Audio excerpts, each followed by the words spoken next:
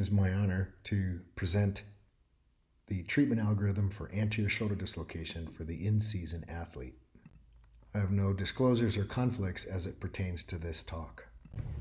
This talk will cover aspects of the acute treatment of an anterior dislocation.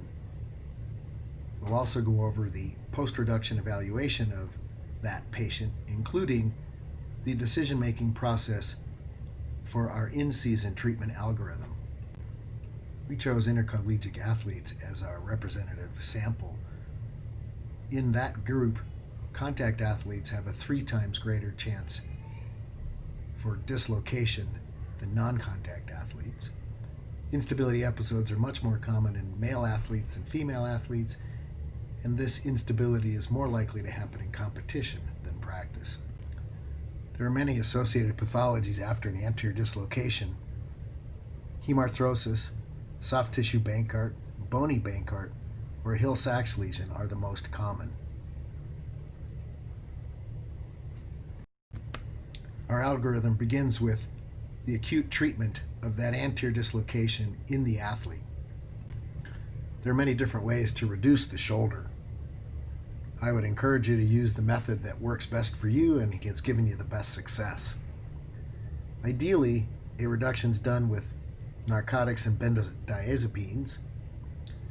There's also no difference in the ease of reduction or patient outcome after intra-articular lidocaine.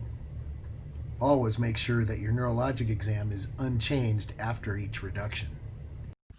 After reduction of the shoulder, we immobilize for comfort in a sling.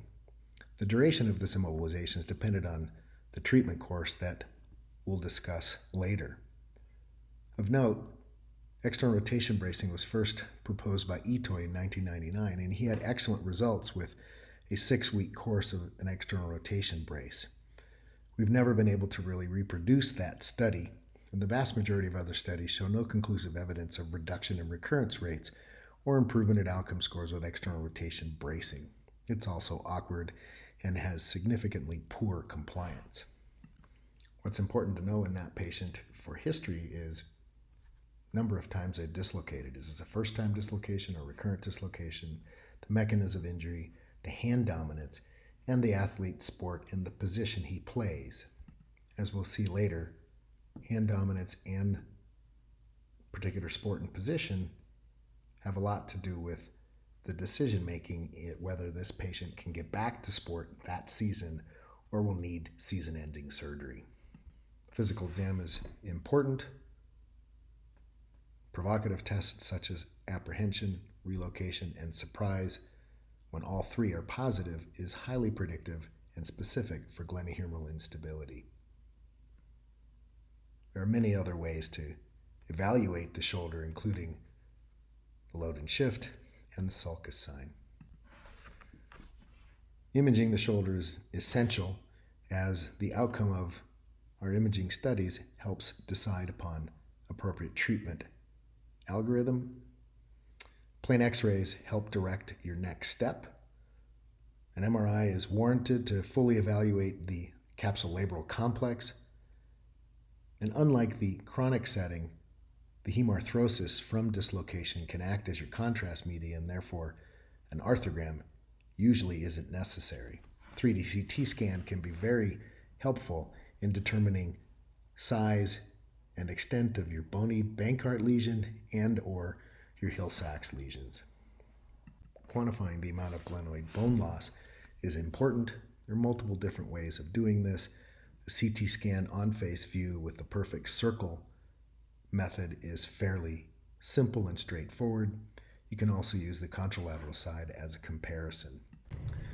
Defining the critical amount of bone loss in the glenoid is an important concept in the decision-making process for treatment of that in-season athlete. Older studies showed that 25% of the surface area was the critical amount of bone loss. This negatively impacted a primary arthroscopic repair. We have now seen in more recent literature that that threshold should be about 13.5%. Bone loss greater than 13.5% has led to a higher rate of recurrent instability after surgical stabilization, as well as It leads to poor WOSI scores that are consistent with an unacceptable outcome, even in patients who didn't sustain a recurrent instability episode.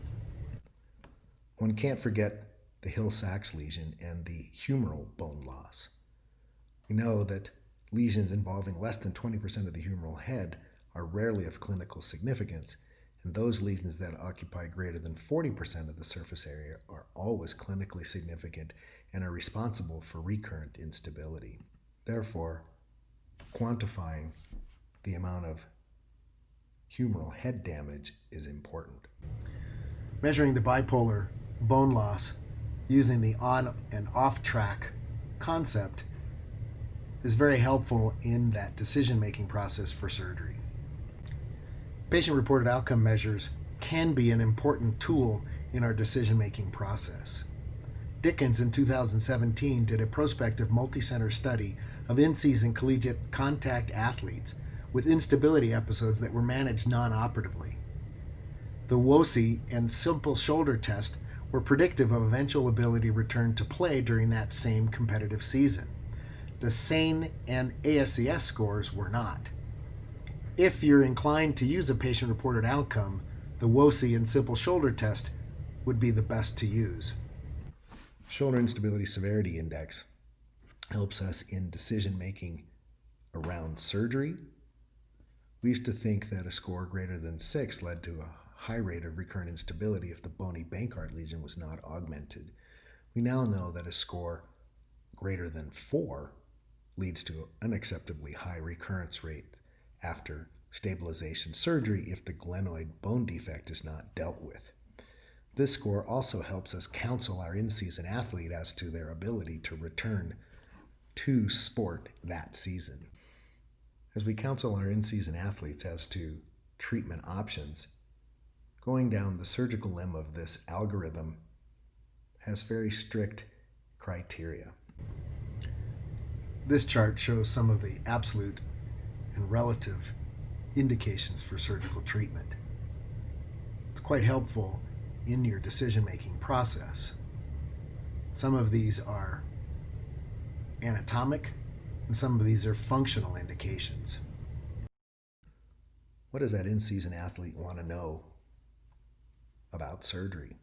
We know that athletes are significantly more likely to return to play successfully without subsequent instability if they undergo a surgical repair in the off-season. And 90% of athletes who underwent a surgical repair were able to successfully return to play the next season. Once surgery is decided upon, there are many options. The decision for surgery should be based off of functional and anatomic needs of that particular shoulder, as well as the procedure you're comfortable with. Giacomo in 2013 came up with a decision algorithm for surgical repair based off the on-track and off-track designation. It's still relevant today, but probably should bring the glenoid bone defect down to about 13% as opposed to 25% as the dividing line. Greater than 65% of athletes treated surgically return to play at their pre-injury levels.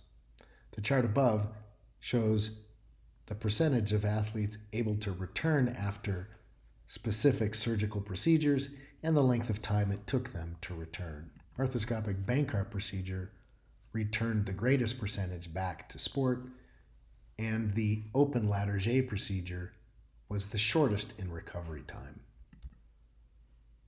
We'll next discuss the non-surgical treatment of anterior instability in the in-season athlete. This chart, adapted from Owens in 2012, discusses the indications for non-surgical management of traumatic anterior shoulder instability, looking at the injury characteristics and the player and sport-specific characteristics. What should you tell your athlete who wants to get back to play without surgery? Non-surgical treatment can facilitate earlier return to sport, but includes a moderate risk of recurrence. In intercollegiate athletes treated non-surgically, 73% of those athletes return to sport for all or part of the season, but 64% of those patients had at least one additional instability event. And it took a median of 5 days to return to sport. There's a 71% recurrence rate without surgical stabilization in patients less than 18 years old, and 60% of athletes treated non-operatively experience a recurrence in the subsequent season. Early treatment for that dislocation patient includes cryotherapy and a sling for comfort. I choose early range of motion as there's no difference in recurrence rates between early range of motion and prolonged immobilization in that instability patient. The goal is to work towards full symmetric range of motion, strengthen the glenohumeral stabilizers, and return them to sport and position-specific drills.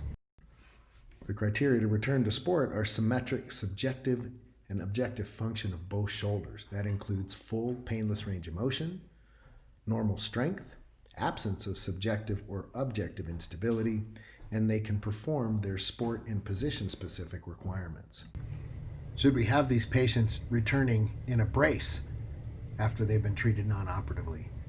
There's no difference in return to play rates between a braced and non-braced athlete. The patient may feel more confident or stable in the brace, but there's no association between brace use and actual prevention of recurrent instability. For the young athlete who dislocates outside of their usual sports season, immediate stabilization is his best option for various reasons. In the young athletic population, recurrence rates following non-surgical treatment are 70% and higher. Young males involved in contact sports have the highest risk of recurrence.